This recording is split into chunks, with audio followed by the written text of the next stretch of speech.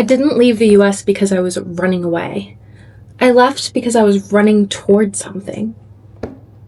And I had no idea that one random trip to Canada would turn into a 2-year immigration journey filled with political uncertainty, healthcare fear, financial sacrifice, tech layoffs, and 6 months where I literally couldn't find a job.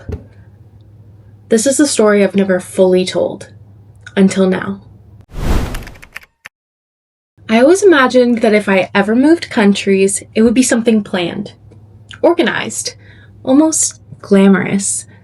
But the truth is, our move from the US to Canada was messy, emotional, complicated, and honestly, kind of accidental. It started with a trip. Just a few days in Canada. Something casual, something simple. But that trip changed literally everything. We saw Toronto. We felt that energy. And we met people who just felt different. My fiance and I had a habit of taking little weekend trips. Romantic getaways that would just let us press pause on our busy lives. One day he suggested we go to Toronto. Of course, I would love to go. Who doesn't love to get another stamp on their passport? They don't give you stamps, by the way. But I didn't know that.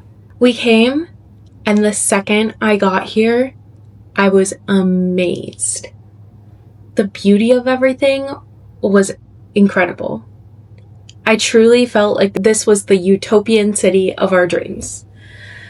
But how would we get here? How would we move here? I thought it would be somewhat simple. We're American, right?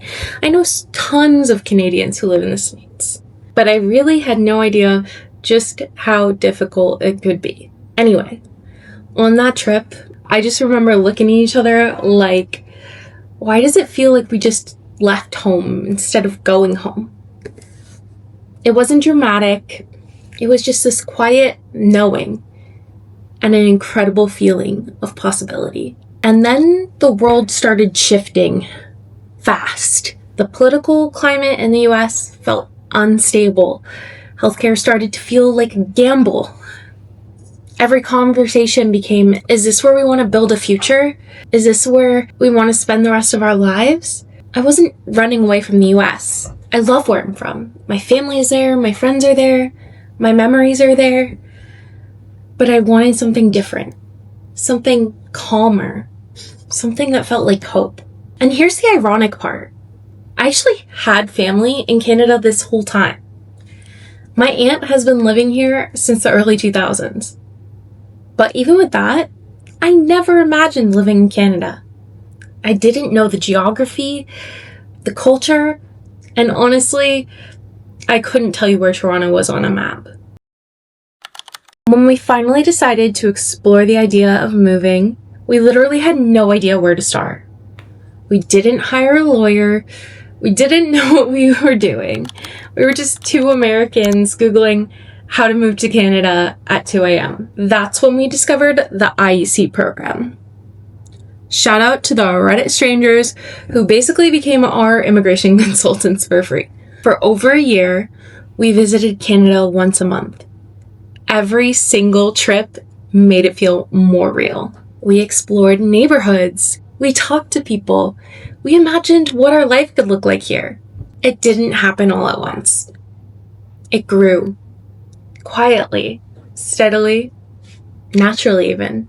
And then we hit the part that nobody talks about, the financial reality.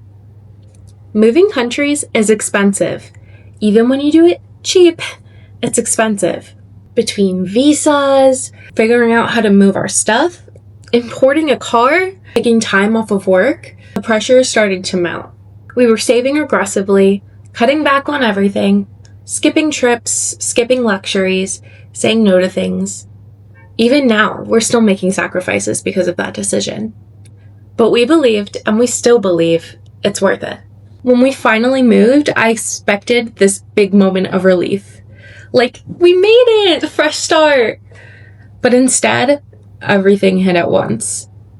New country, new apartment, new routines, not knowing which bread to buy at the store. And then surprise, given the tariffs, us having freshly printed work permits, and overall economic instability in the world as a whole, neither of us could get jobs for over 6 months. Because of concerns around flag pulling and changing the status of our application, everything had to wait. No income, no structure, not knowing if we even made the right decision. While all of that was happening, we were also working on our permanent residency. We did everything right. We applied right away. We waited. We hoped. But the timing could not have been worse. Tech layoffs hit hard. Companies weren't hiring. Visa support vanished.